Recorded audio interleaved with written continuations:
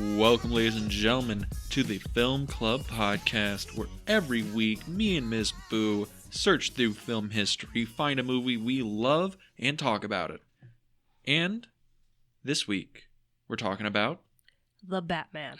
Dun dun dun! I'm vengeance. Oh god, that was so bad. You know I'm going to keep doing it just to bother you. It's so bad. It doesn't matter. Alright. Anything to bother you. I know. It's what you live for in life. But likewise, but today is a little bit special because we're not recording at our usual home studio. We are not. We actually went out and into the big wide world this week. We're in Undercity Comics up in Whittier. In Uptown Whittier. Yeah, in Uptown Whittier. And they have their own setup for like a podcasting studio. And they were nice enough to let us use it. And they have a very, very nice setup. So this sounds better. That's why. Yeah, I mean, we're still kind of getting used to it because we're used to fighting over one microphone. So this is a little different. But thank you again to Undercity Comics for letting us come out and record. Come visit their shop. It's a great shop. We love to come here and buy our books and other cool toys that they have here. Mm-hmm. And yeah, but enough about comic books. Let's talk about comic book movies. That's right, because I believe Batman's a comic book character?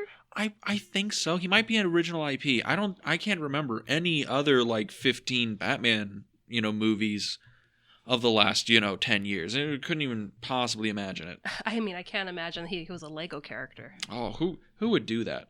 Exactly. Okay, but yeah, so Batman, the new movie, starring Robert Pattinson, directed by Matt Reeves, has been blowing up the box office. Critics have been really praising it. A little surprisingly, because usually they don't like superhero movies. Yeah, that's always been weird how superhero movies are kind of taboo in a way when it comes to like film itself. That's a whole long, tedious argument. Basically because superhero movies have been described by Martin Scorsese specifically, who's been, I guess, annotated as the film movie god. Yeah. He called them like roller coaster movies. They're not cinema. They're not like artistic expressions. They're not like Fellini's 8.5. They're not like The Searchers. They're not Citizen Kane. They're not doing anything to progress cinema as an art form, and they're not doing anything to tell really interpersonal stories. Mm-hmm. Like those movies, like Taxi Driver does. Yeah. They're meant to be, buy a ticket, take the ride, and that's all they're good for like the 2 or 3 hours you're into them. Yeah. That's that whole argument. Yes, I know. Some people really just don't give a shit. They're just like, I like the fucking roller coaster, Scorsese, so we're gonna ride the ride. It's also a good meme too. It's a grade A meme with, Avengers Endgame, loved by Scorsese. That's like the latest meme going right now is, this is cinema right here. Scorsese. Oh, God. Honestly, I mean, I ain't gonna lie. He's not wrong. Because this might be my burnout on the Marvel movies, right? Yeah, I'm kind of in the same boat, too. I mean, I love Marvel. I love all the people that we have as these characters. But it's just kind of, coming to a close for me. Where it's just like, okay, I need a break from that. It's one of that's probably the thing. It's like, I need a break. It is so much, because it's so much content. It is. And we're getting the TV shows now, which are great, like WandaVision. There used to be the Netflix ones, Daredevil, Punisher. I loved those, the Netflix series. Those were great.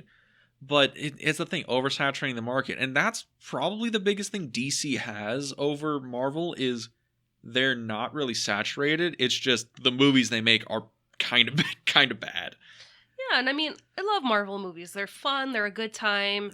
You could bring the family to watch them. Everyone will find something, enjoyable in the movie. And then we have movies like The Batman, where it's more of a serious story. Yeah, the Batman movie that just came out, it's, I guess a good way to describe it is if you watched like David Fincher movies like Seven or Zodiac, it feels like those, but Batman is the detective unraveling the conspiracy. Yeah. And it's a little bit more bombastic. There's a little bit more action, but that's a pretty reasonable line to go on. It's somebody doing a really good Fincher impression trying to tell Batman Hush or Long Halloween. Yeah.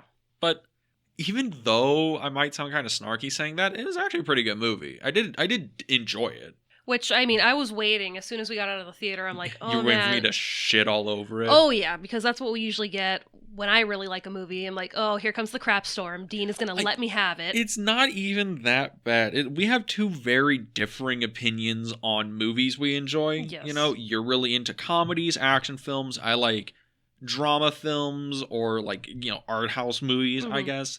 You know, I'm okay with like a slow burn. You know, you are not a fan of slow burns. I think you wanted to kill me when we were in 2001: A Space Odyssey. Well, I mean, that was also my first go of it, and I just wasn't expecting there's hardly anybody talking. I mean, if you had told me ahead of time, it's basically a silent movie with nobody talking, but then there's no music to it too, and it's just dead silence.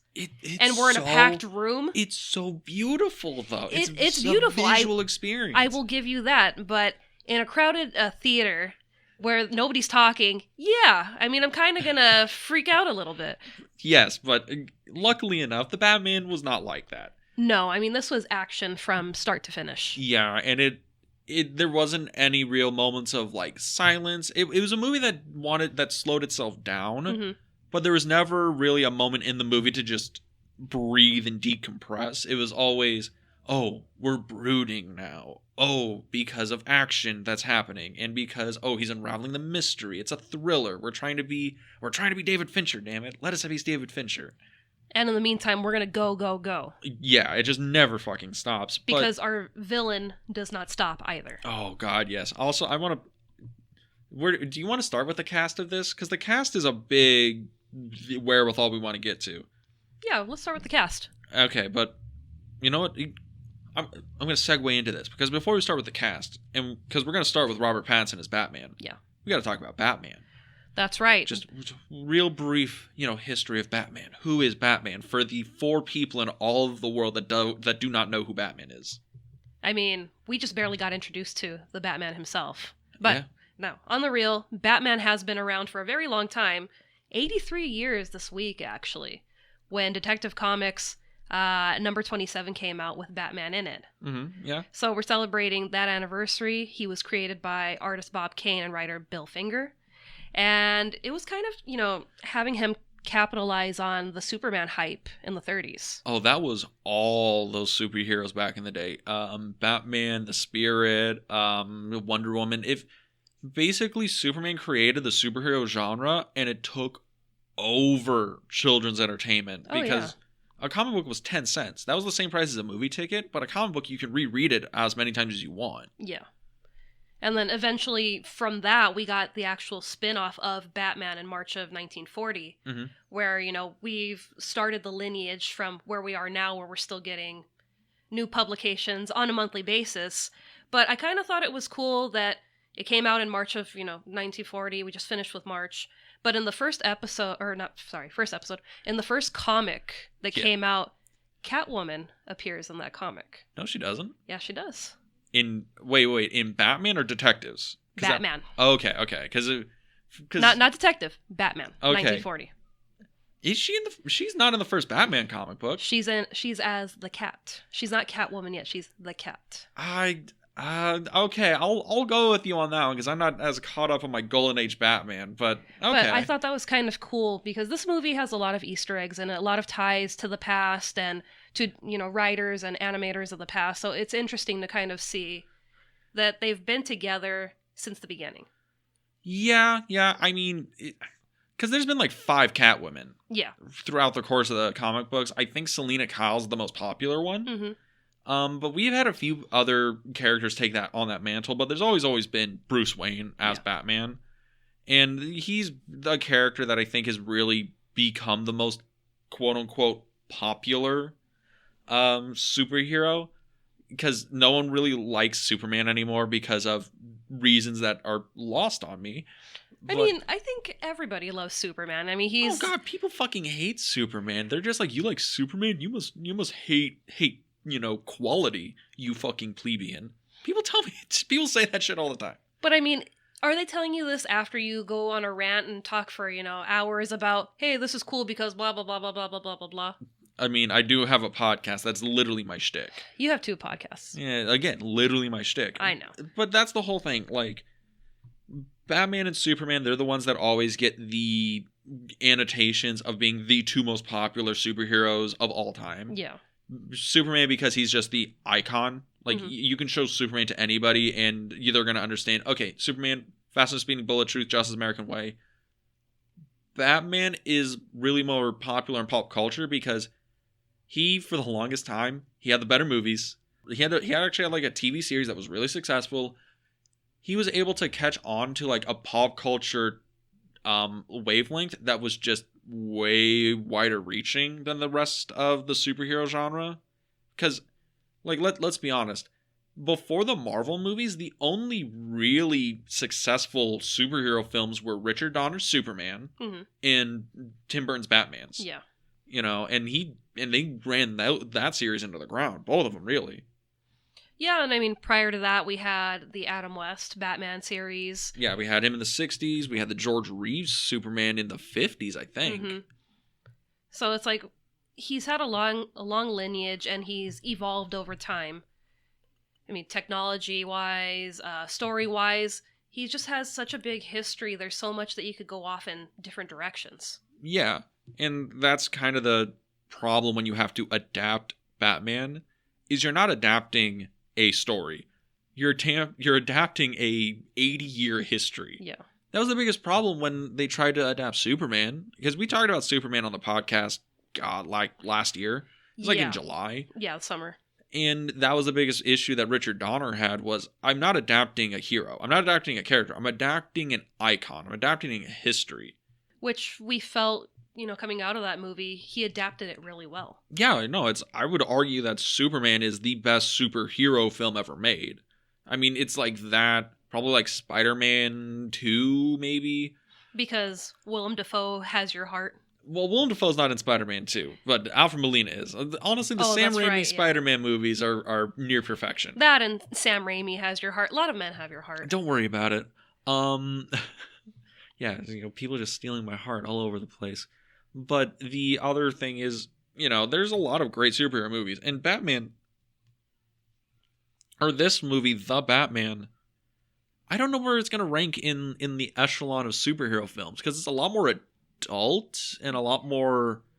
it's a lot more of like a thriller. It's not really a superhero film in big, bold quotations. Because it's not, campy. It's not goofy. No. It's not trying to have fun. No, I mean, Matt Reeves really made it where it's a psychological thriller, a mystery, and then a superhero movie. Yeah, and I don't know how that's going to play out on the long run, but I'm really interested to see, because this has already been greenlit for, like, a trilogy. Yeah, and I mean, I kind of liked going into this, knowing, oh, okay, it's a Batman movie. I love Batman, let's see how they go. And then seeing, oh no, it's not your typical run-of-the-mill superhero movie. No. It's got a bit more substance to it and a bit more bite to it. Yeah. I mean, it plays a lot better as a movie than like a superhero movie, but I don't know. It really did feel like you were watching a season of a TV show more than like a film. Yeah, I remember when we came out of the theater, that's what you had said, and you said, oh, I could see where this would be where the commercial breaks. Yeah. And for me, I didn't see it that way. I mean, that's a whole thing where, now we're getting to the semantics of the movie, where how it's structured. It's, it feels like an HBO movie, but you also have to take in consideration the movie start production like 4 fucking times. Yeah. So we'll get into all that, but we gave her a little history of the Batman, his world in the comic book movie echelon. And also in DC Comics history. Yeah, but let's actually get back to like the movie at hand, the cast. Yeah.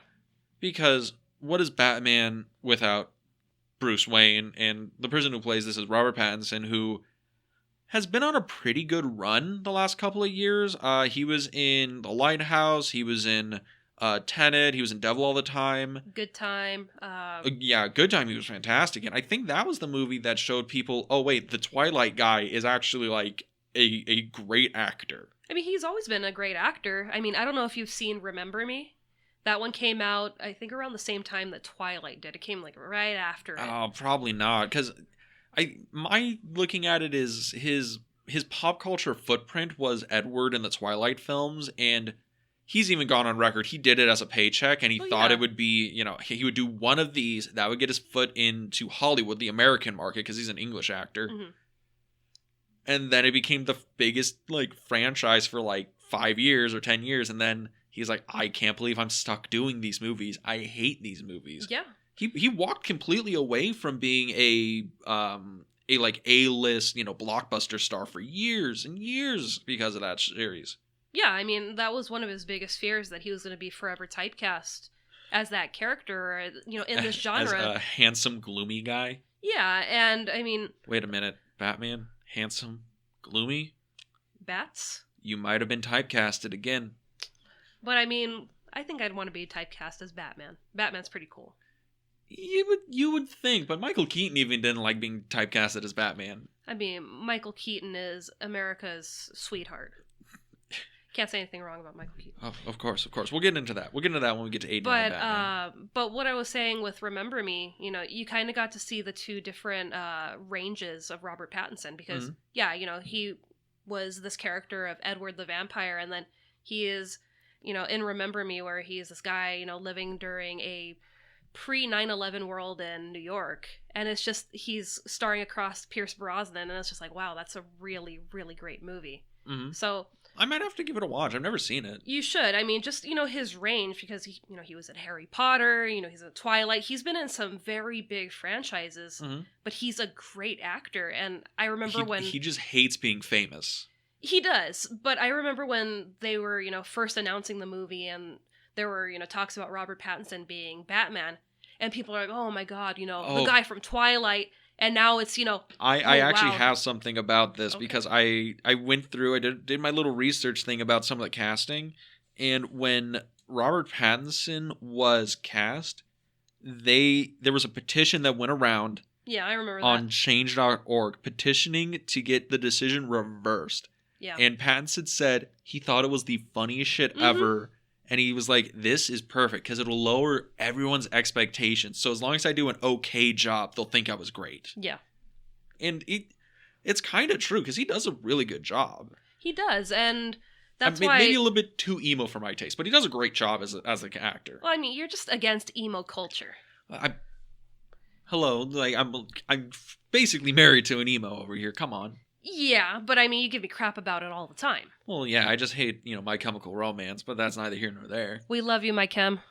God, but... But that's what I was saying, a lot of people gave him so much crap about this, and then coming out of the movie, they're like, oh my god, he was amazing, this was so cool, and it's just like, yeah, you can't base an actor off of, one performance or being part of a certain franchise. It's like, people are trained, and they, know how to merge into different characters, and he really can do it. He really can change into a different person for each role. Yeah, and I think he does a fine job as Bruce Wayne in this.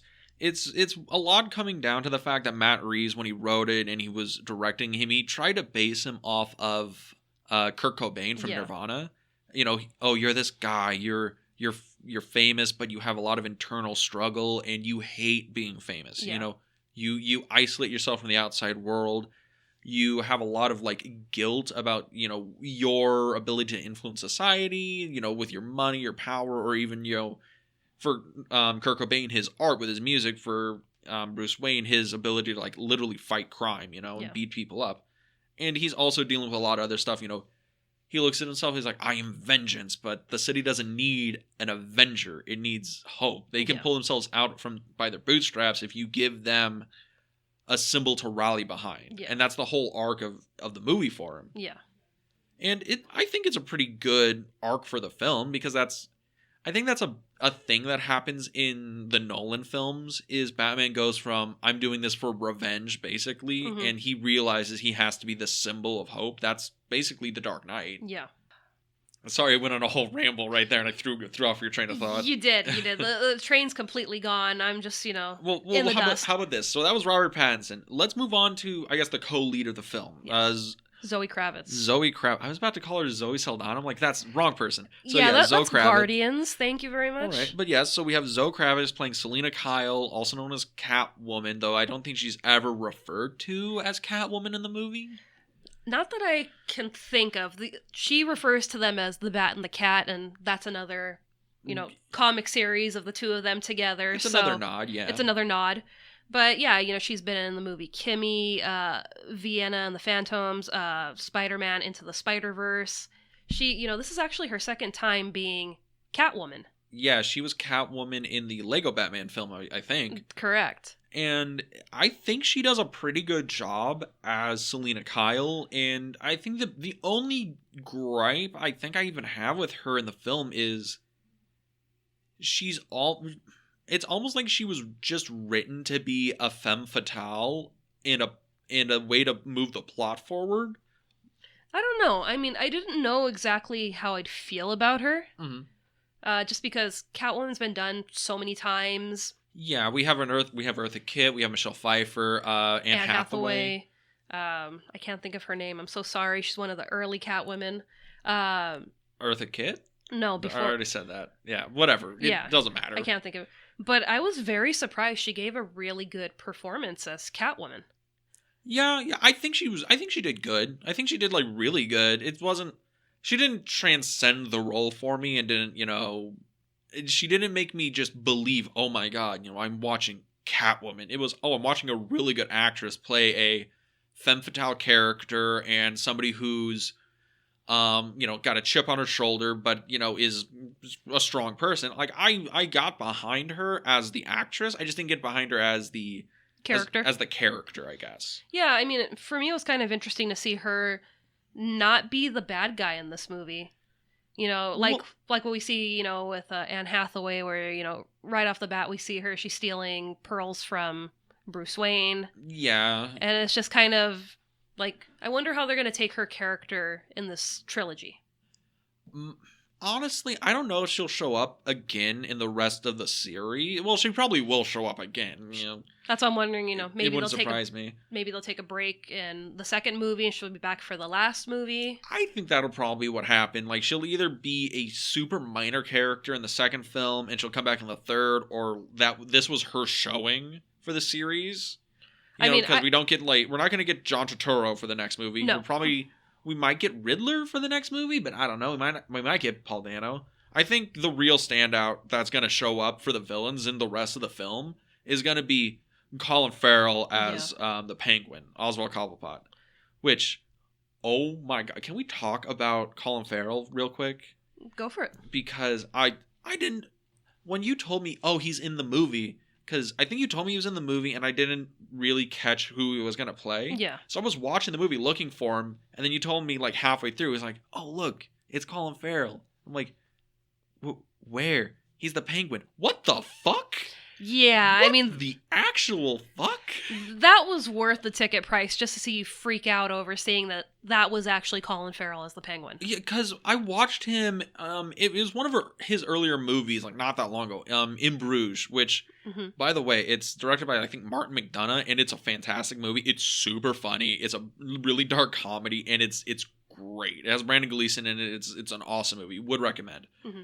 But I remember him then, and I'm like, oh yeah, you're the guy who everybody wanted to cast as the handsome, leading man action star, but at your heart, you're kind of like a comedic actor, really. Mm-hmm. And I'm watching him in this, and I'm like, oh, what the fuck?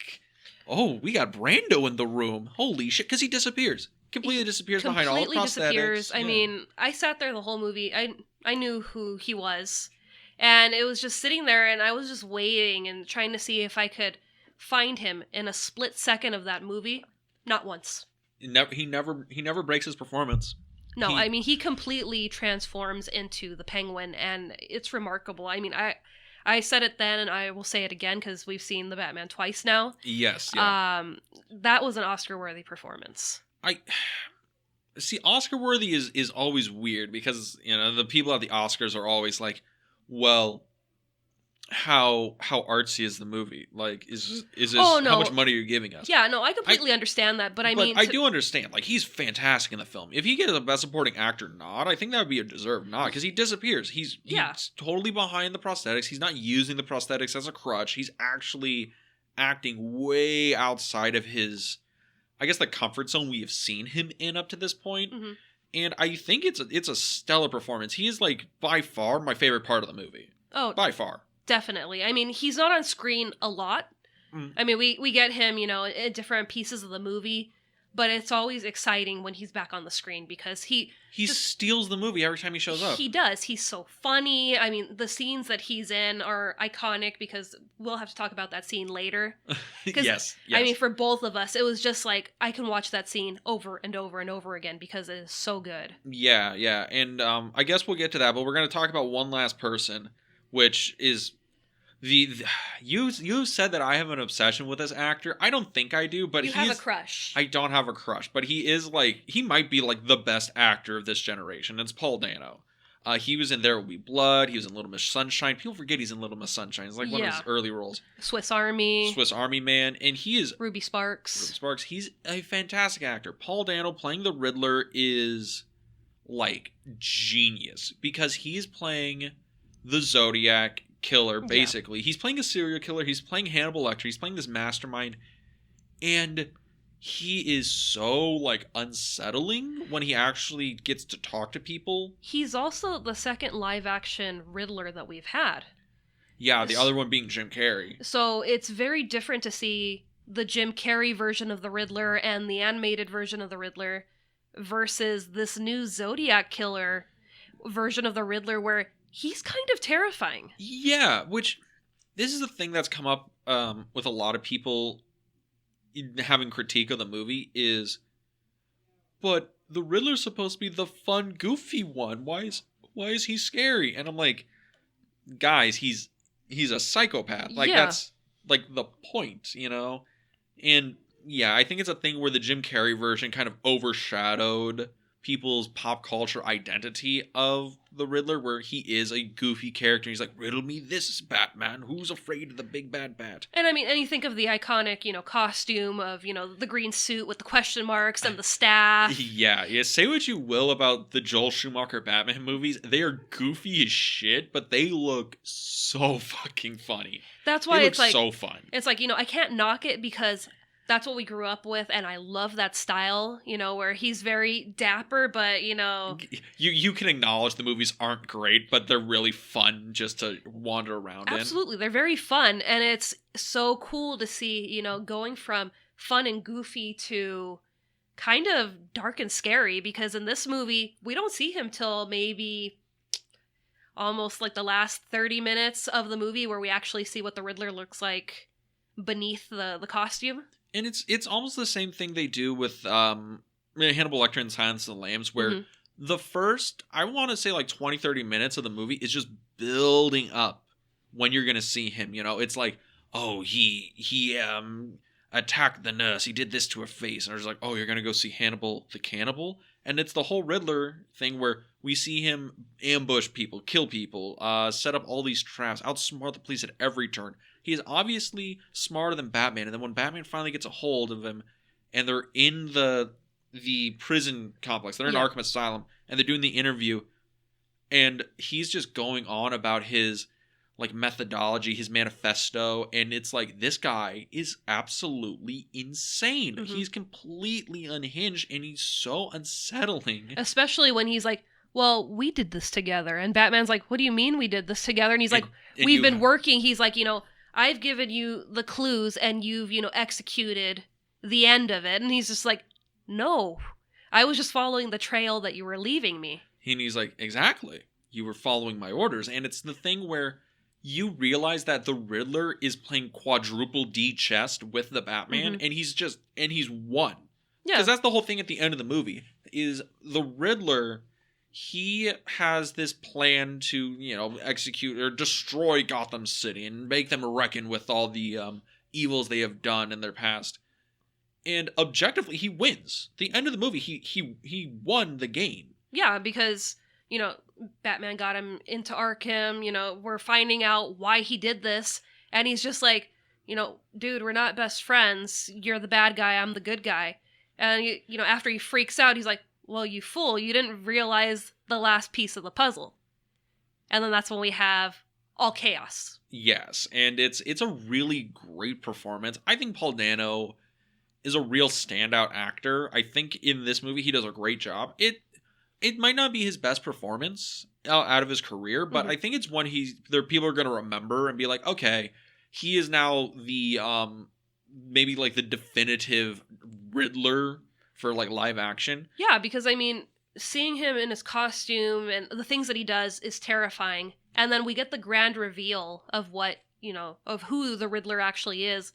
And it's somebody that you wouldn't expect at all. Yeah. Somebody that you would walk past every day and, just think, okay, that's someone, waiting for their bus, or that's someone, shopping. He looks so painfully average. Yeah.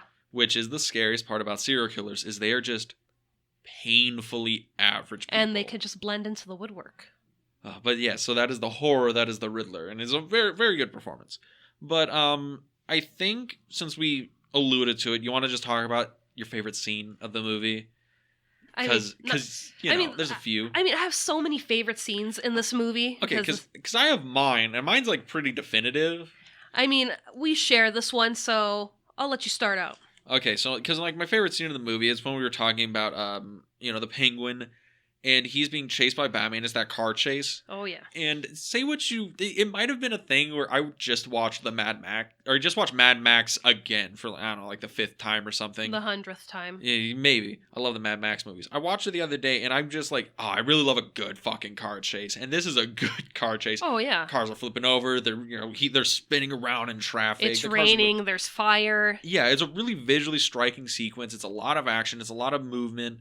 And you have Colin Farrell, yelling at Batman. He's like, "Oh, get away! Get out of the way! Get out of the way!" And it's like, "Oh, I got you." When he flips over the you didn't get me, I got you. Yeah, when he flips over the gasoline truck and then Batman jumps over it and it's like out of the flames, and it's a really striking chase sequence, and the music like really pounds in the fact of the epic nature of it. It's basically what they used in the trailer to sell the movie, and it sold the movie for me. Oh, absolutely. But for us, when we got to see it on IMAX for the first time, part of seeing movies in IMAX is you feel the movies.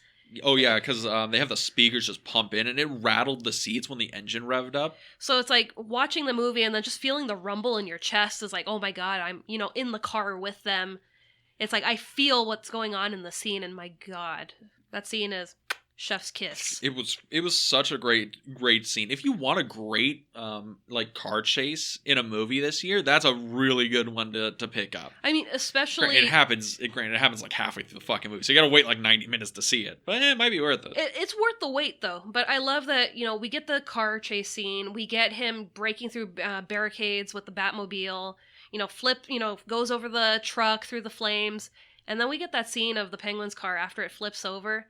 And he's just watching Batman upside down, walking. You got the fire in the background, the rain. Yeah, and it's the flipping POVs between the two characters, and it's so cool. It's a really, really well composed sequence. It is. I love that scene so much. But you had one scene or sequence that you thought stood head and shoulders above the rest of the movie. It's tied with the car chase scene. This movie, I love it so much. I love it to pieces. But definitely the climax of the movie. Because, it's just the whole sequence that I love. Because it's just, so much is happening. From him breaking the glass and landing into Gotham Square Garden, to him leading the people out of the flooded Gotham Square Garden. Yeah. And even the end where he's helping people. And it's just like, it's very striking imagery in this movie. Yeah, the ending sequence is a good lineup of very striking images up until he does like the final monologue. Yeah. And it's a really, like, the climax of the movie is pretty well deserved because it's the end of the conspiracy and it's the end of, the Batman arc. And granted, we all know that Batman's not going to die at the end of this movie. Yeah. We're very sure. But it is interesting to see him more or less lose, but just pick up the pieces to try and move on. Should we talk about the climax? Since it's so loaded with stuff? When did the movie come out? Movie came out last month. Do you think people are going to care if we just spoil the shit out of the climax of the movie? It's coming out on HBO Max in a couple of weeks. A lot of people have seen it. Okay, how about this? We'll give everybody the broad overview, because the climax of the movie is a really striking, climax, but and it does have, its problems, but I think it's still a very well put together action sequence, because I don't know about you, but did you completely lose where the fuck they're supposed to be when they're up in the scaffolding? No. Are you serious? How would I lose it? They're in the scaffolding, but they're like teleporting around. Like, is the scaffolding one long thing? Is it a big platform? Is it a bunch of differing like scaffolding like lining across each other? It's basically based off of Madison Square Garden, so square. So they're going around the perimeter of that square within the garden. So they're able to run around the rafters up top, and then they have the center where it's the Jumbotron. Jumbotron platform thing. Yeah, so everything's happening above the people that are below where, like, the floor and the seats are. I guess, but I completely lost... Because when they're up there, it's mostly just because of how it's shot. Mm-hmm. Because Robert Pattinson, he did train, like, martial arts for this, like, but he trained, like, jujitsu. He didn't train, like kung fu martial arts, and he's Krav Maga, and he's not a like martial artist, So obviously they're doing it off a stuntman, and usually when you have actors and stuntmen, and they're shooting it in a way to hide the fact that punches aren't hitting nearly as hard as you think they are, and we have to change angles a lot so things look more impactful. Mm-hmm. It's the same thing they do in like every movie. Yeah. But a lot of what happens is you kind of lose spatial geography of what's going on. Mm-hmm. So it's a really bombastic and intense fight sequence, but you lose where are they standing, because at one moment I look and they just switched the 180 and now he's facing the wrong way. Mm-hmm. And they're doing that obviously because he's hitting him and this guy's throwing him over this way and the body has to go this way for the new guy to come into frame here. So I mean, it's a really good fight sequence. It's just confusing for me personally when I'm watching it because I was just losing where they were standing so much. Yeah, I mean, for me, I was fine the two times that we saw it. I mean, I knew where they were. I knew what was happening. The first time kind of gave me a little anxiety, seeing... I don't know if we should reveal what exactly happens in the climax. Basically, the Riddler gets together his incel buddies and they do a terrorist strike on the town of Gotham. On Gotham Square Garden, because the Riddler sets up this thing where everybody in the city basically needs to evacuate there because that is like the safe zone. It could hold so many people. Yeah, and they're in there, and while they're in there, the Riddler's gang attempts to assassinate the mayor and assassinate the Gotham elite because they know they're going to be in the garden because the elite get preferential treatment. They get to be in the safe spaces. And they're all dressed as the Riddler. Yes, and that also makes it hard to figure out who he's fighting because they're all dressed exactly the same. Yeah. And they're all the exact same build. And if it weren't for the fact they were holding slightly different guns, you would forget who he was fighting a second ago. But it is a good, big, fun fight sequence. And then it ends with, the Batman cutting off the electrical power so it doesn't electrify all the people in the flooded hall. It also has the scene where you had many issues with it where he takes a shotgun to the chest. Yeah, and... Okay, I understand this is a comic book movie. I understand that he's wearing, bulletproof vest, Kevlar, whatever. I don't give a shit. Because he shoots him point blank in the chest with a double barrel shotgun. Yeah. He's dead. That was the funniest thing. When we were watching this movie, every time Batman was like, he's in the flight suit and he's flying down from the city. And he catches onto a bus, right? Mm-hmm. And he grabs onto it to land on, and he goes headfirst into a bridge, flips off of that, smacks into a car, wraps around a light post, and then crashes into some garbage cans. And I lean over to you, I'm like, boo, Batman's dead. He's dead as fuck. And then when he gets shot point blank with a shotgun, I'm like, yo, boo, Batman's fucking dead. There's so many parts of this movie where I'm like, look, if this was not a comic movie, Batman would be fucking dead. Yeah, and then with that's when we get him injecting possibly adrenaline. It's Venom. Venom. It is absolutely Venom. We're getting Bane in the second or third movie. I swear to God, that's happening.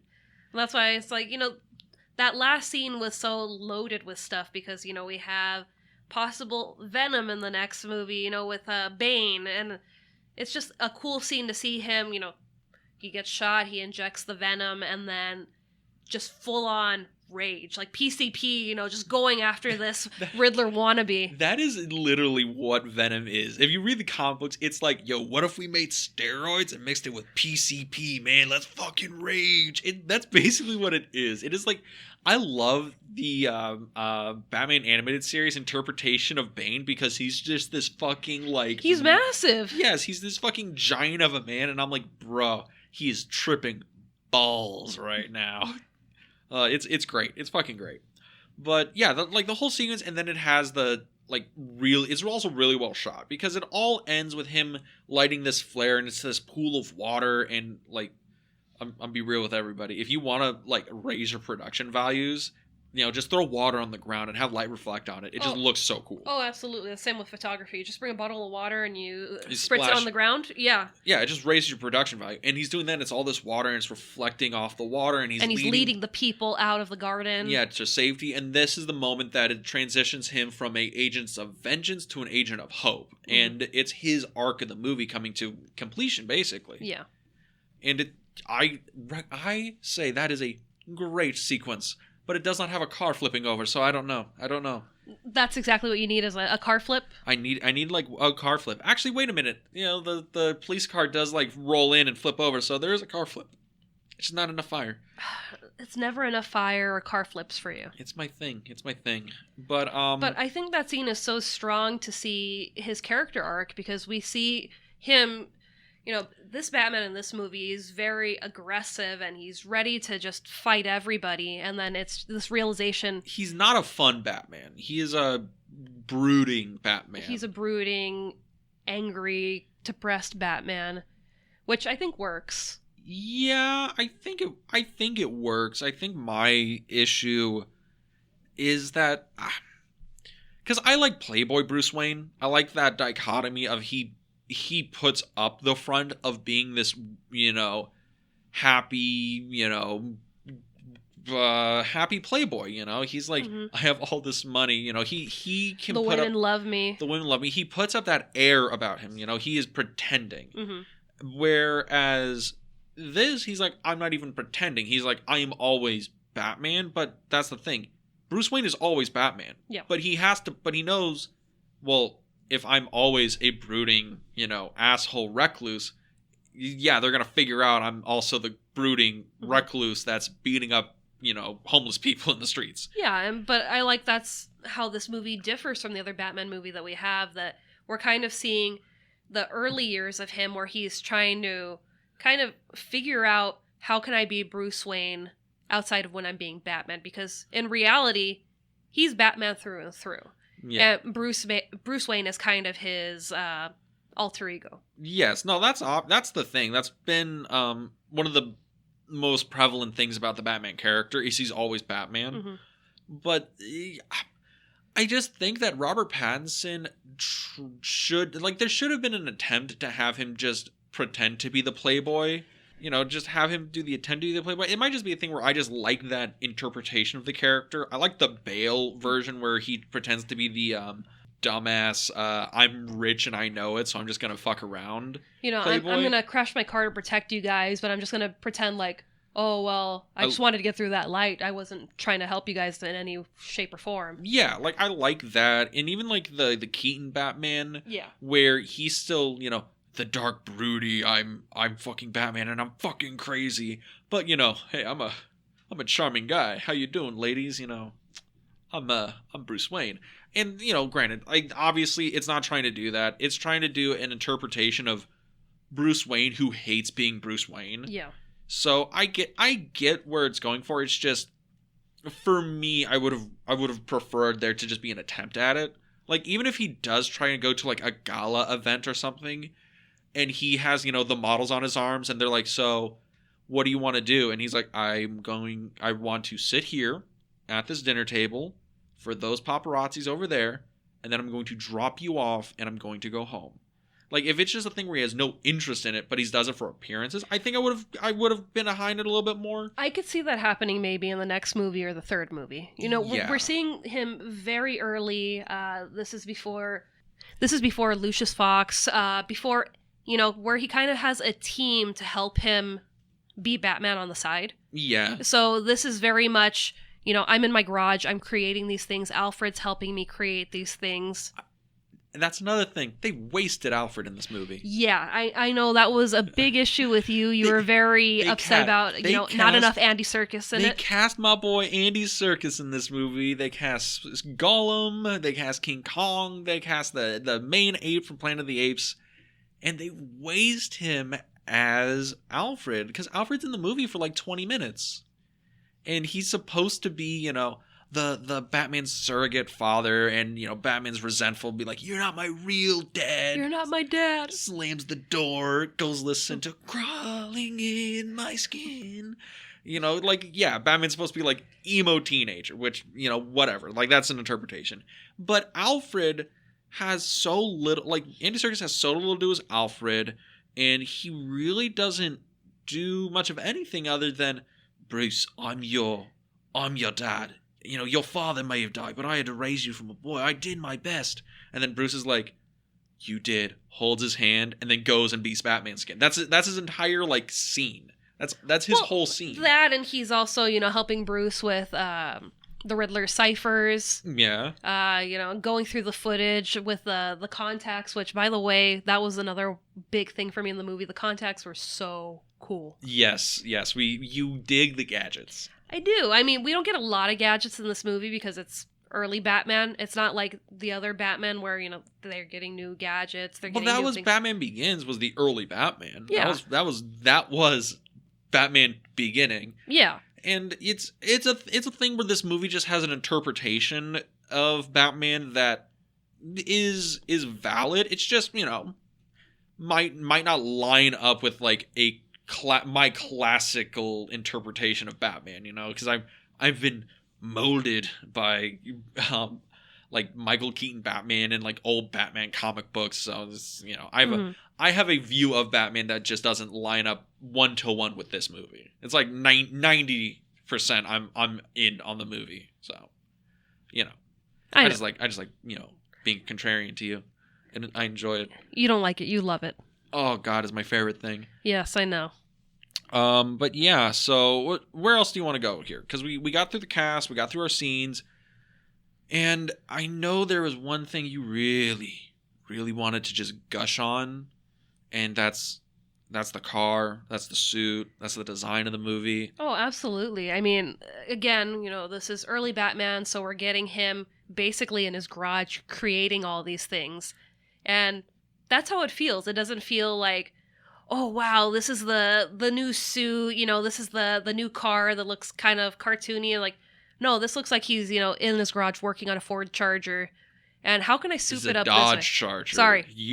Oh my word. All the car people are gonna stop listening. Sorry. Dodge Charger. We drive a Ford, sorry. But we drive a Toyota. I drive a Ford. But anyway, the Dodge Charger, which is beautiful. Love this car, but I love that everything feels like it's handmade in this movie. Yeah, his suit doesn't look it doesn't look like a comic book drawing like Keaton. It doesn't look like combat armor like in Bale. It looks like something somebody would have patched together. No bat nipples. See, I don't know if I can get behind it. There's no bat nipples. So, but yeah. See, this is where we stand on, Batman stuff. I am anti-bat nipple, and Dean is very pro-bat nipple. Look, I mean, I'm also pro-bat credit card, bat credit card is the line. But yeah, agreed. So that's the thing is, his suit looks really cool. The car, will say, the car is like a really cool design. I like how the engine comes out. It has the, bat has the jet-looking thing on it. It's a really practical-looking car, but it's just a car.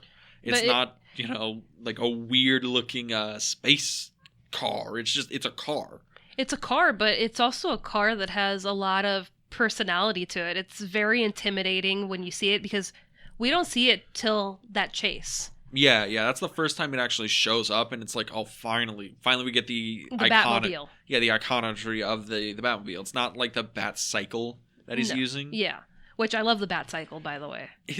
It looks like a Toyota dirt bike. Like, no meme. I love the Bat Cycle. I love that it even has like the little tips on the cowl, the ears. It's like, I love that. Oh my God. I love it so much. But I love that, Matt Reeves really wanted this car to be kind of like Christine, Stephen King's Christine, where this thing is its own entity and just get out of its way. Yeah, actually, I have a quote from Matt Reeves, because he was talking about that, because he looked at Stephen King's novel Christine about the car possessed by supernatural forces for inspiration. And he says, and I quote, "I liked the idea of the car itself as a horror figure, making an animalistic appearance to really scare the hell out of the people Batman is pursuing." Yeah. So he makes the car have kind of like a personality. It has that big, dark rumble of an engine, and it has like the lights, in the shadows and the rain.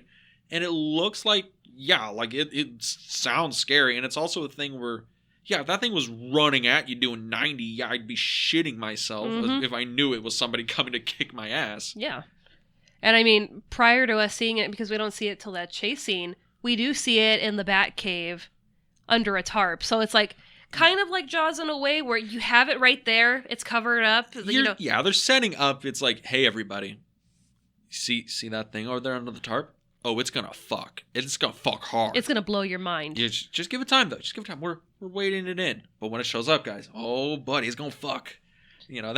That's like the whole thing about the movie. It's like, guys, wait for it. All right, it's gonna happen. That's the production design. You see him with all his little gadgets. Like, oh, what's it gonna be? He has. Oh, he pulls out the venom. Oh, this is where it fucks, right? This is where that little vial thing finally comes in. Yeah. It's a really cool design of the movie. I think the sets, the props, the costumes, all really come together. The Bruce Wayne 63 Corvette C2, that's also a really cool car, and how that was used, way back in the 60s to do, some of the artwork for the original Batmobile.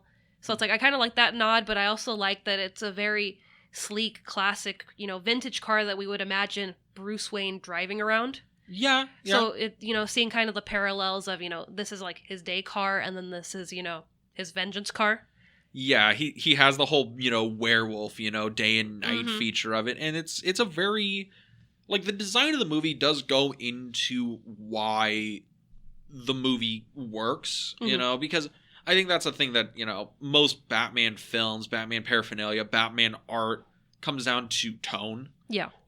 We have, like, because it's a goofy tone. Like, the Adam West Batman is goofy. Yeah. It's meant to be goofy, too. It's meant to be invoking, fun, campy, happy, It's a good time. It's a good time. You have Keaton Batman, who's trying to invoke a gothic Batman. He's trying to evoke Batman of a gothic nature. And then you have Nolan's Batman, and he's trying to invoke this, like, realistic, like, ultra realistic sense, where it's like, oh, it's a commentary on the Patriot Act and American culture, and it's like, we live in this, like, society of paramilitary groups, whatever. And this is trying to invoke kind of half and half of Nolan and Burton, because there's some of it that's like, well, what it's really trying to invoke is, like, you mentioned this off podcast, is like Taxi Driver. Yeah. And I think it's like in trying to invoke like Fincher. It's supposed to look like a little bit from Taxi Driver, a little bit of French Connection, a little bit of Seven, a little bit of Zodiac, where everything is very drabbed, very desaturated, very sad. Very gritty. Very gritty. It wants to be Nolan's realism, but with a serious sheen of like 70s grit. Yeah. And I think it does go into the fact that that's the tone of this Batman. He is a quote-unquote realistic interpretation, but they are acknowledging that Gotham is a shithole. Yeah. I think people, everyone who says, oh, if I can live in a comic book world, I want to live in Gotham, like, you are insane. Like, living in Gotham is a shithole. Shithole. You gotta deal with the Joker, you gotta deal with Bane, you gotta deal with... Not even them, you gotta deal with Penguin. Penguin's gonna go and shake down your pizzeria for extortion money. Yeah, I mean, there's just so much going on in Gotham, but I think they did a really good job at capturing Gotham in this movie. Yeah, no, I think so. Again, for all the movies, I do enjoy this version of Gotham. I can have a lot of gripes on the movie, but the production design of it is fantastic, and it's amazing to me because the movie rightfully should be shit.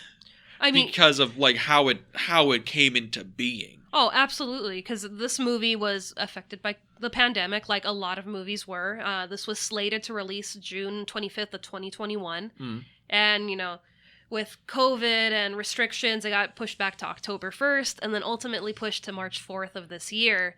Oh my God. Just so much happened. I mean, they came back and Robert Pattinson tested positive for COVID, so they had to shut down production again. I'm not even talking about that. Do you know how the lead up to this happened? Oh, the stuff with Ben Affleck? Yes. Okay, so for those who don't know, so Ben Affleck was originally slated to direct the Batman movie, right? Because he was in the Justice League and I believe... And Batman vs. Superman. Batman vs. Superman. In 2013, he was cast as Bruce Wayne for multiple films in the DC Extended Universe. And they were like, hey, you directed a Best Picture film, Argo. Mm-hmm. We got you in. How about this? You write, direct, and star in the Batman movie. You get, creative control, do whatever the fuck you want. And he's like, you know what? Yeah, because Ben Affleck, he's a comic book guy. He, is friends with Kevin Smith, so he likes Batman. I assume that's a prerequisite to be friends with Kevin Smith. I mean, absolutely. And he's like, all right, I'll do it. So he gets the script, and he's, writing it all up, and he's like, I'm going to go in. I'm going to be fucking Batman. Let's go. But they had to finish the Justice League first. Mm-hmm. The Justice League was a shit show. I mean, the production was absolute hell. Because they had to do, I think it was like 6 months of shooting, and it was broken up because Zack Snyder leaving the project and Joss Whedon having to come in, and he had a whole different way of doing it. So the script was being rewritten, and the producers were on the phone all the fucking time being like, where the hell's our movie? We got to make our deadline. I don't care what you have to cut out. I don't care what you have to film. We're releasing this time so we can try and fight the Marvel movies off the top docket. Mm-hmm. And it was a whole shit show. So then Ben Affleck's like, I have the script, I have something to do, but oh my God, I will die trying to figure this out. So eventually he's like, all right, fuck it. He drops the project. I think he drops the project in 2017 or somewhere in there. Yeah. 2017, 2018. And he's just completely off. And then they bring in these directors to try and take it over. Yeah. Matt Reeves, he's one of the first choices. Then it's Ridley Scott, George Miller, Denis Villeneuve, who just did Dune, Freddie Alvarez, who had done Don't Breathe and also the Evil Dead remake. Okay. But, boo, they were going to bring George Miller, who did Mad Max. They were going to bring Ridley Scott, fucking Blade Runner. I know. Boo, fucking Blade Runner. I know. And Matt Reeves, he wins out because he was the only one of them that was like a hardcore Batman fan. Yeah. So he lobbied for it. He comes in, throws away Affleck's entire script in 2017, does a full rewrite, and they finally get underway. Yeah. But, that whole production history leading up to it, okay, he went through multiple directors. He went through multiple scripts. The movie gets start production, 3-4 times because of COVID? I mean, even prior to that, when he was writing this movie, he had Robert Pattinson in mind of, I want this to be my Batman. I think he had... all of his first choices came through, right? They did, but Robert Pattinson was kind of tricky because he had just gotten signed on for Tenet. So he thought, oh shit, I'm not going to be able to do this. But Robert Pattinson was actually able to, move things around so he was able to be Batman for this movie. But yeah, it seems like everything kind of just fell into line with what he wanted and who he wanted working on the project, because he worked with cinematographer Greg Fraser, who just won the Academy Award for cinematography this year. He was part of Dune. They worked together, I think, on Planet of the Apes. I would think so, because the Planet of the Apes series is what Matt Reeves had been doing, other than TV, for a long time. And Cloverfield, and Let Me In. Let Me In, yeah. But that's the thing. If I explain to somebody, this is what led up to this Batman movie, and I didn't show them the movie, and I asked, how do you think this movie would have turned out? They've been probably fucking awful. With all the roadblocks they faced? Yeah. Yeah, and I mean, granted, the final cut comes out, and you're you can kind of tell, all right, some sequences are shot in a way where, okay, some people weren't in the same room at the same time, but you can get away with it because #COVID. And it still cuts together really well. It kind of cuts like butter. Oh, yeah. I mean, when they finally came back with Robert Pattinson, a lot of his scenes that he had to do as Batman, he did with a Bluetooth in his ear. So Matt Reeves was talking to him from across the room and giving him direction. And he was saying, he's like, I haven't done this before. It worked so well being, here and there and being able to talk into his ear and tell him, okay, now do this, try it this way, try it that way. And I mean, yeah, I can see how we could tell that this is during COVID time. Like, the Riddler is off by himself a lot. Yeah, usually he's filming like in a little like camera, and that's what we're seeing him when he does his little monologues. A lot of the he was actually the first one back on set. Paul, I would imagine so. He has very, very few scenes with other people. I do know that there was a big gripe with Zoe Kravitz because she was like, when we came back after the pandemic, it was so difficult for her because everyone was wearing masks and she couldn't recognize anybody, any of the crew. And she was like, it felt like I had no interaction with any crew because they were all social distancing and they were all behind masks. And it became literally the only person she could talk to was Matt Reeves because he had to talk to her as the director. And she was like, it was so difficult to actually act in the film. And that might have been a thing that affected performances. I'd imagine there's some parts in the movie where you can tell, okay, this is a performance where you didn't have a lot of around you because of the distance and because of the COVID stuff. It's a very interesting film. I'm very surprised that it came out as well as it did for what it had to go through. Yeah, I mean, I really enjoyed her performance. I like that, we get to kind of see the acrobatic side of her because it's Catwoman, so we have to see her. We have her doing the fight, cool stuff. But I mean, that is just a thing I wanted to point out because she said she had a difficult time coming back. And I mean, another kind of interesting thing with the filming was the scene with D.A. Coulson when he has the bomb wrapped around his neck and the phone taped to his hand. That scene was shot 200 times. What? Yeah. The scene where he's got, he's talking through the phone and you could see, they're basically FaceTiming each other. And you can see Batman. Matt Reeves let them shoot on the phone talking back and forth to each other, that scene. And it was just Paul Dano on the other side, kind of going nuts with the riddles, and just kind of riffing on it because probably because he's like, he's like, I haven't been on set in like months. Fuck it, I'm just gonna riff. Well, that and I haven't interacted with anybody. I've been doing my recordings where I'm talking into like Instagram Live or I'm doing this video, so it's just me and the camera. Like now I get to interact with Batman and DA and the police that are listening in. So it's just like, yeah, they kind of just let him go nuts with, really pull this Riddler character out of yourself. Yeah, and I think it's a thing that it's just such a weird thing with the movie is that you can tell COVID affected not only the production but the whole movie. Yeah. And it is really fascinating because I don't know about you, but the pandemic really did like mess up a lot of like films for a long time. They tried the experiment of we're going to do a simultaneous release with stuff going up on like HBO Max and in theaters at the same time.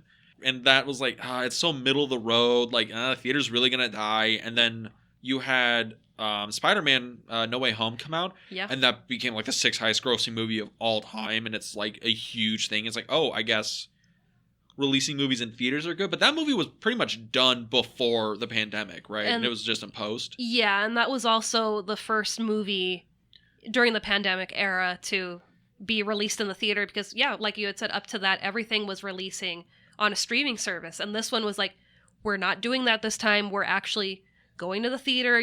That's the only way you can see it. And the Batman movie is so fucking crazy for that because... Yeah, I mean, it's a DC movie. It's another superhero movie. It's March. I know there's different months of the year that are like when the big movies hit. March is not one of those. And I mean, we get it. And this was the second highest grossing movie of the pandemic era at 1.28.5 million domestically opening weekend. Okay, because here we go. Because I actually have let's talk about the reception of this movie because we talk about that on this podcast. Not only how the movies like how we affecting us, how they affect us or how we like them, but also how like everyone else likes them, box office critics, because the movie has an impact. right now. Definitely, yeah. Because right now it's the highest grossing film of 2022. I believe it's come up with a accumulated worldwide gross of $677 million. Woohoo. Yeah, it's making a shit ton of money. It's right now still going. It's still opening, so it's probably gonna. I think it might clear the 800 million mark by the time it runs over. Definitely. It's already been out a month. I can imagine making a little bit more money. But the other thing is, out of all the other superhero movies, which is super weird, it also has like really good reviews from critics. And it might be a thing where, guys, like, this movie was actually made during the pandemic and released. During the pandemic? Yeah, we haven't really gotten a lot of movies that were filmed during the pandemic and got released. Usually films were made before and then all post was during the pandemic. Or they were started before, they stopped, and they picked up again during the pandemic, so it's like half normal and then a half pandemic era, so... But this one was like all pandemic. Completely. Yeah. And this one, it's getting... Sorry, on Rotten Tomatoes, it has an 85% fresh rating. On IMDb, it's a 7.6. It has a lot of like really solid reviews. Metacritic's is a 72. Its cinema score is like an A-. It's 4.5 on Post Track. The movie, critics are showing up and they're like, this is a pretty good movie. Like, they're not saying, greatest film of all time, but they're like, this is a pretty solid flick. This is like a B+, A- kind of movie. That, and I mean, some of the harshest things I read about it from critics where it was too long or it wasn't kid-friendly enough. Okay, so the movie's too long. It's like 3 hours long. I have the runtime right here. The movie is 256? No, the runtime is 185 minutes. Or is that? Did I write that down right? I think it's 2 hours and 56 minutes. Yeah, no, you're right. It does have a runtime of 176 minutes. I just added like an extra 10 minutes on there for no reason. But yeah, it's shy from 3 hours by 4 minutes. Yeah. That's way too fucking long. It doesn't feel long to me. I mean, when they announced the runtime, I thought, oh man, we're going to be sitting in there forever. Butt's going to be killing me. You hate long movies. You hate when I try and make you watch like 3 hour movies. I do, but this one, the pacing is so good and there's so much action that it doesn't feel like 3 hours. I will say the pacing in it's very, very good, but if you're not riding the ride, it's hard. Yeah. It's a hard watch if you're trying to watch it critically, I guess. Mm-hmm. And I think that's the thing, because, the critics' response of it is, well, I was trying to watch the film, trying to pull a theme out of it, and trying to pay attention to the performances and the plot, and get a holistic view of what the film means, and Jean-Luc Godard, and blah, blah, blah, blah, blah. But all of Dean's favorite things. All of Dean's favorite things. But, like, let's be honest. Like, if you're doing it for this kind of movie, which is supposed to be a roller coaster you're riding, it's going to be a pain in the ass to watch. Because the theme is, like, not hard to pick up. No. And it really does, like, hammer home what it is in the last half of the movie, or the last, climax of the movie. But up until then, it's like, it's a mystery thriller. Yeah. That's all it is. Just ride the ride and you'll be fine. But that's the thing, like, we don't get those in superhero movies. Usually the superhero movies are like, the Avengers movies, or the Captain America movies, or, Iron Man movies, where they're fun romps, fighting crimes, beating up the bad guys, some hokey jokes thrown in. And insert laugh here. Insert laughed here. They're Marvel stuff. Marvel has defined the template of superhero films, and this is, okay, I have one critic's quote here. It's like, it's one of the most darkest and most compelling comic book movies of the modern era. Yeah. And that's the thing. The movie is attempting to just be a real movie, just transplanting superhero iconography over it. And I think that's the best way to go about superhero movies at this point. Because I think we have... Do you want to talk about the larger impact of this movie? Because I think this is showing something that's going to happen later. Okay. Is the Marvel movies, I think people are sick of them now. Yeah, I think we talked about it at the beginning. Like, I'm sick of them. I think you're pretty much done. Yeah, I'm burnt out like you are, but I also feel like they kind of did what they did with Star Wars, where it was just like they wanted to capitalize on the hype and the popularity. So it was just one after the other after the other. And that's how it feels like with Marvel. It's like we're just kind of, Oh, God. God. Every few months it's something new, which, I mean, is great if you're like an avid Marvel fan. You have something new to look forward to. But it's just like it's a bit too much.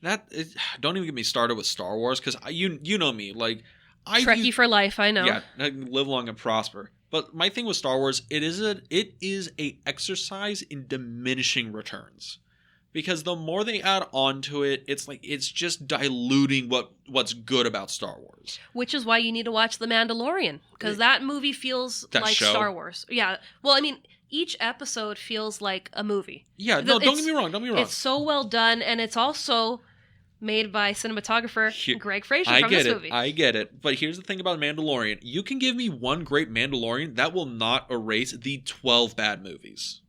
I know there's not like 12 of them, but but let's be honest, there's at least like 8 movies out of the Star Wars canon that are not good and diminish the quality of the franchise. But I still love Star Wars and love every movie. Yes, we know. But here's the thing with the Marvel. Because Marvel, I would agree with you. The problem is it's not a series of diminishing returns. It's just a series of mediocrity. Mm-hmm. And not like mediocrity like, oh my god, all these movies are just not very good and they're all bad and it's just they make money so they keep pumping them out. It's a series of movies that aren't trying to be anything more than a Marvel movie. Mm-hmm. They're movies designed to make money by repeating the same tone and formula over and over again, because the zeitgeist allowed that to happen. And they need to be family friendly. Yeah, they need to be family friendly. Maybe not even family friendly, just they need to appeal to as wide an audience as possible. Mm-hmm. And that's the Disney strategy. We make things that will appeal to as many people as possible. Nothing will be over a PG-13, because PG-13 gets butts in the seats. Mm-hmm. And it also means parents and kids can show up, so that's a big demographic. And it's also a thing where you can get the my people, the edgy comic book nerds, to show up and they don't feel weird about seeing a quote-unquote kid-friendly movie. But that's the thing. The Marvel films for so long have just felt like I'm watching the same movie over and over. I'm watching another episode in a TV show mm-hmm. where I stopped caring after season 2. Yeah. Where this, I think it's showing that you could actually just make like real movies with superhero iconography. I would be so interested to see a Batman film where it was more like a James Bond spy thriller. Or I would be interested to see a superhero film, mm-hmm. Maybe something like the Punisher or something, and it was just in the vein of like The French Connection or something, where he's tracking down like drug smuggling ring or something like that. Yeah. Or even if you did something along the lines of, maybe we finally get that Jonah Hex movie that's not absolute dog shit, and it's just him being, like the man with no name, yeah. or something, from the Sergio Leone films. Could you imagine if they do, I don't know, like a superhero treasure hunt film where it's like the good and the bad and the ugly? Like, I think that would be kind of cool. I think that's just what you dream about. I love good and bad and the ugly, but here's the thing. I think it's the same thing that happened with Joker. Joker showed that you could literally make Taxi Driver, but you just make it with the Joker and it'll work. Yeah. Like, I think that's the biggest thing. Joker really shows that you can make movies that are, middling budgets. It was a lower budget film in the grand scheme of things. And if you make it and you just try and make it as a good movie, it will be successful. Yeah. And this shows you can put a shit ton of money behind it and it'll work. Like, you can make a big blockbuster budget film, but if you make it as a regular film, people will show up to it.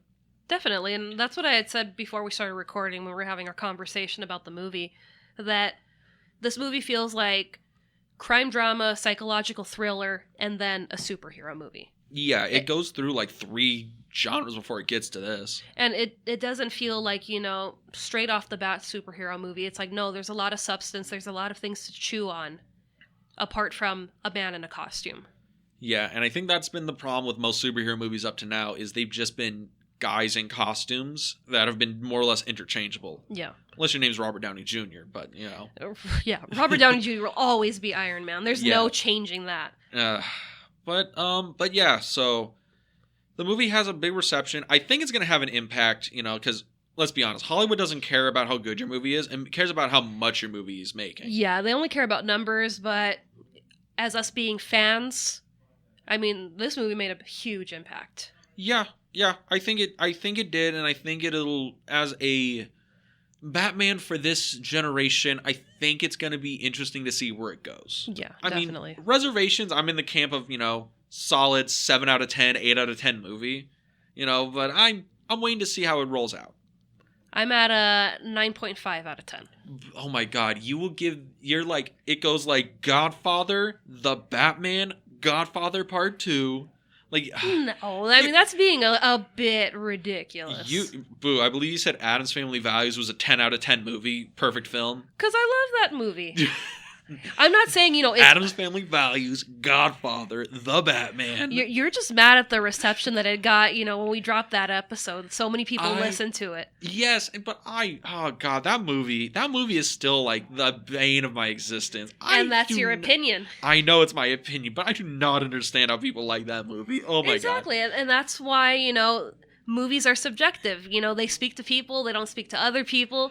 I mean, this movie is practically perfect to me. The only thing that bothered me was it was a bit soft, camera-wise. Oh god. Okay, we got to talk about that because we saw this in IMAX, and this was not an IMAX shot movie, and we saw it on regular digital.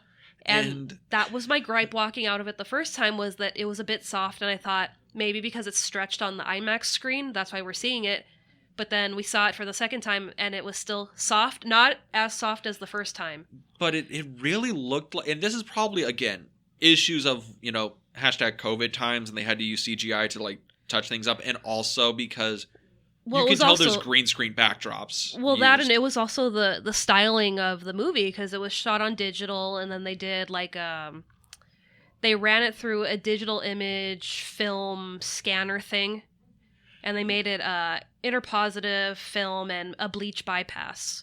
So it's like he was trying to go for a 70s kind of noir grit. Yeah, but it just ended up making some parts of the movie look like they rubbed a nice block of cheese over the frame before they started filming. And it's a thing where, it's an aesthetic choice and it works for the film, but it's really awkward when I'm watching it and I'm like, why is Robert Pattinson out of focus here? Because it's not like, he's a little soft and it's a little grainy. It's like, no, he's straight up out of focus. Yeah, for half of a scene. Because apparently Greg Fraser did the same thing for Dune. Mm-hmm. But I haven't seen Dune all the way through. I've only seen bits and pieces of it. And for what I've seen, it looks, fairly clear. It's a gorgeous movie. And it's a lot sharper than this. So I don't know if it's because we're combating with the darkness, where it makes it that much harder to kind of get a good exposure. Yeah. But the thing is, they're doing it digitally. They're not shooting on film, as far as I know. No. They're shooting completely digitally. And if they're doing it digitally, then it's like you have so much you can do in post. And it is Matt Reeves trying to stake his claim. He's like, he wants this to be as close to a gritty 70s crime drama as possible. Aesthetically, story-wise, character-wise. He wants to be as close to that as possible. But even Scorsese embraced a digital camera eventually. Yeah, and I mean, this is shot on digital. I mean, it would have been interesting to see how it would have looked shot on film. I mean, maybe that would have kind of captured more of the look that he was going for. I think so. I think if it was an issue, because let's be honest, this movie's budget was $200 million. Yeah. Big budget. He could have shot this on 35 and would have gotten away with it. And it would have just been a thing where, okay, you have a little bit extra work in post, but it would have given him the darkness he was looking for. Mm-hmm. It would have given him the grit he was looking for. It would have meant his contrast would have been better. And the bleach processing you were talking about, it's called a bleach bath. Okay. That's something that I guess something most people know is Saving Private Ryan. Steven Spielberg, he put the film in a bleach bath. Afterwards to desaturate the film, to give it a more hazy, darker or a hazy, desaturated look, so it would look like old war footage. Yeah. That's why he did it. For this, they did it to make it a little bit hazier and a little bit, desaturated because they wanted to pull the colors down. Mm-hmm. But the thing is, since they're doing it digitally, it's a digital process filter over it, and they can manipulate that. But that's getting into the weeds at that point, because that's the thing. Like, the movie like this has no excuse to be soft. It has no excuse to be like out of focus, which the movie's gonna win if the movie's winning awards, it's winning acting awards and probably not a cinematography award. I mean, granted, I still love the cinematography in this. I mean, even the part where Batman and Catwoman are up on the roof where the bat signal is, and you have the city behind them and the sun starting to rise. It's like, that's a beautiful scene, especially when they pan backwards and it's just their silhouettes. Yeah, it's a striking ass image. It's that was part of the trailer, and that was like one of those love at first sight things. When I saw the trailer, I was like, oh my god, as a photographer, that is just a beautiful image. Yeah, that is so gorgeous. And I felt like that was, you wanted more of like a James Bond kind of feel to the movie. I felt like that scene was the most in touch with James Bond, even the way the scoring was in that, because the way the music shifts, it feels like something you would hear in a James Bond sequence with one of the Bond girls. I think that's my thing. Every time I look at a Batman movie, I'm like, can we get a James Bond Batman? I would love a Bondian Batman movie. That sounds fucking awesome. But another thing, because you mentioned the score. Mm-hmm. The score does so much work in this movie. Oh yeah, and it carries like half the film on its back. It does, and it's written by composer. I'm probably gonna butcher your name. I'm so sorry, Michael Giacchino, who has done. I think that's pretty close. I think you're doing it. He would be a proud man. I would hope so. Please, sir. So I love your music.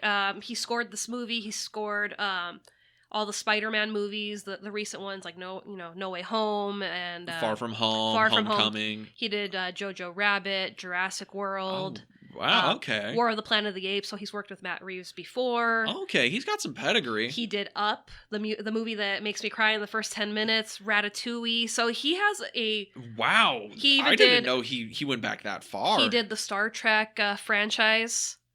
The new one. So he has a very wide range of movie caliber under his belt. This is the craziest thing because I'm bad with composers, all right? Mm-hmm. Because some composers I'm like, "Oh, yeah, this is really good. Oh, he must have only done like a couple movies, right?" And you look and it's like, "No, most of these composers you find out about have worked for like 30 years. Yeah. They're industry veterans."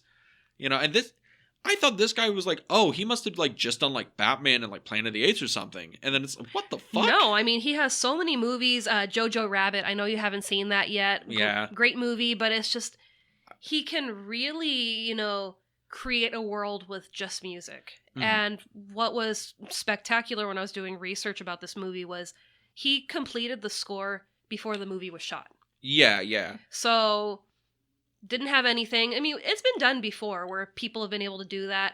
Like, Once Upon a Time in America. Yeah, well, Ennio Morricone, he was famous for doing this thing, and it was because most of how you do film scores is you get the film, it's picture locked, and usually has some sound done to it, but it's picture locked. You go in as the composer, you watch the movie, and you compose as scenes are put together. So you're composing to an image, right? Ennio Morricone was famous. He would compose to script. Mm-hmm. So you would give him a script of the movie, or Sergio Leone would give Ennio Morricone a script of the movie, and he's like, all right, when are you starting production? He's like, I start production in next month. And he's like, all right. And day of production, Ennio Morricone would give him the score of the movie that he recorded, mm-hmm. and Sergio Leone would play his score during sequences. Yeah. So he would compose to script. And Michael Giacchino, did he compose to script, or was it like during the break in production he composed to what he had so far and just finished the rest of it? No, I think he did it definitely before shooting, so he might have received like a rough script, and it was just, okay, I got this, let me do my magic. And he gave it back to Matt Reeves, who listened to it in his car with, I think, a producer, and he was just like, this is the jam. This is the shit. He's like, he basically encapsulated the movie, and the movie hasn't even been shot yet. Yeah. I mean, that's the thing. Like, some composers are just like are literal Geniuses. Or genius. Yeah, they're little maestros of the craft. I mean, I've been listening to this score nonstop because it's just something that you could put on in the background. That, you know, it's kind of, you know, comforting. It's soothing, but it's so interesting, and, you know, I think my favorite score from something that's not it's not like meant to be like, you know, pop music you put in a car. Mm-hmm. It's like the Doom soundtrack, mm-hmm. because it is I forget the gentleman who did it, but he is an absolute genius because he composed it all. Like, he ran chainsaws through like a processor and did that through like this Rube Goldberg like sound condenser. That sounds thing. pretty cool. Oh, it's super cool. And it is like one of the most intense, like hardcore metal like albums you can listen to, and it was composed for a video game. Yeah. And this, I think, yeah, it's a really like gothic, big, bombastic score that was composed for a Batman movie. So it's a gothic, bombastic kind of film, but it does really just work on its own as something you could just listen to and enjoy. I mean, especially one of the songs that's kind of like Batman's theme, but just elaborated, is Sonata in Darkness. Mm-hmm. I mean, the man literally wrote a sonata, and it's phenomenal. It is so good. It's like 13 minutes long. It's just beautiful. It's impressive. The score in this movie is impressive. And I think overall the movie is an impressive film. Yeah. Not only for like how hard it was to get made, but also just how well it turned out and for how well it is doing. Like, I think the movie is definitely going to work. You know, we're getting the trilogy. It's probably going to finish as trilogy. It's not like we're going to get the second one. It's going to bomb and then it's dead. We're getting a spin-off series with the Penguin on HBO Max. Yeah, we're getting a spin-off series with the Penguin. I believe we were also supposed to get a spin-off series with Jeffrey Wright as Commissioner Gordon. Yeah, he was supposed to be Commissioner Gordon. It was supposed to be a Gotham City police drama, but that got killed because if you watch the Gotham TV series, you know that they tried that once and it just didn't go very well. So I think it's going to be interesting to see how the film or how the series itself works out from here on out. Yeah. But overall, how do you feel about this movie? I'm pretty sure about my thoughts on it. 7 out of 10, a solid 7 out of 10. Like, I don't think it goes lower. Really enjoyed it for, you know, it being the roller coaster. Because the first time we saw it, it took you about a week to decide if you liked it or not. Yeah, I came into it with reservations. I won't lie to you. Going into it, I'm like, because I knew a little bit about the production history, and I'm like, okay, I don't know if it's going to be good, and watching it, it's the thing where I'm reconciling with the tone of the movie, where, you know, it's not really, like, my perfect Batman movie, but it's a pretty good Batman movie of itself, so okay. And then a week later, I'm like, you know what? Because going on, I'm like, okay, it's like an okay movie. It's like a 5 out of 10 movie. It's okay. It's like, no, it's not. I got to give it the credit where it's due. I think on its own terms, because when we saw it the second time, helped me cement it. On its own terms, it knows what it wants to be. It's telling its story well. It's acted very well. Any gripes I have against it really come out to how I feel about Batman as a character and not really about the movie. And the problems with the movie that are legitimate are, you know, we brought up already. So, yeah, 7 out of 10. 8 out of 10 on a good day, 7 out of 10 every other day. I'm strong with that. Okay. But what about you? On our arbitrary our 1 scale? out of 10? Yeah. Yeah, I'm going to stick with my 9.5 out of 10. I mean, this is a Batman that's right up my alley. I really like, you know, this Dark Knight, the Caped Crusader kind of feeling, you know, he's part of the shadows. He's also a Batman that would be around our age, so it's kind of, you know, somebody that we can identify with a little bit. You speak for yourself? For all the emos out there, I speak for you. But, you know, yeah, I feel like this is my kind of movie. And it's not just like, you know, superhero, you know, comedy, you know, bam, pop, you know, whatever. It's just, no, it's... wows. Exactly. It's, you know, there's a lot of substance to it, and there's drama, and there's action, and there's just a lot going on. And everything that, you know, it took to make this movie really makes it feel special, because it really could have tanked. With all the obstacles it faced, it could have tanked, but it didn't. With all the obstacles in its way, it probably should have tanked. It is a miracle this movie is as good as it is. And it's a great movie. I recommend watching it. I would, you know what? I'd say if you're going with a couple of friends and you're looking to have a good time, you can definitely do worse. This is a pretty good watch.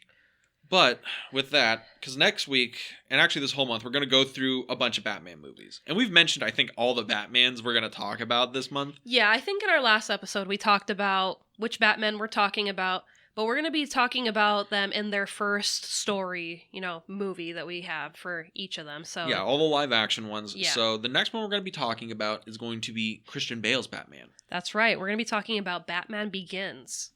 Which I don't think I have seen since the theater. Yeah, I haven't seen it since the 2000s. So, but that's going to be interesting because if we're talking impact, like the Bale Batman became Batman definitely for a whole generation. And yeah, A Dark Knight gets all the praise.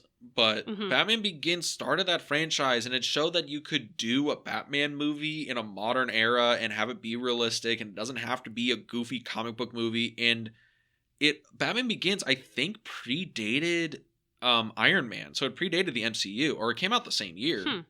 I didn't know that. So it's going to be interesting to see a superhero movie that not only had no influence by the MCU, but predates it. So I think it's going to be an interesting discussion. And then we're still going to be doing our game at the very end of this month-long Batman Fest that we're doing, where we're going to be doing Best Batman, Best Batsuit, so on. So we're going to try and figure out which is the best Batman piece of cinema, best Batman film, as it were. So if you guys want to play along at the very end, you could comment on our Instagram and, put your thoughts of who your best, Batman is, best Alfred. Yeah. It's going to be fun.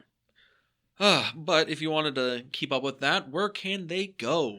Well, if you want to listen to us on a different platform than you currently are, you can find us on Anchor FM, Apple Podcasts, Spotify, and YouTube. Yeah, you can go to our YouTube channel, The Film Vault. That is The Film Vault. VAULT Vault. Go there, comment, subscribe. I spelled it out for you. Please show up. But with that, Boo, any last words? We'll see you next week at the Film Club. Have a good week, everybody.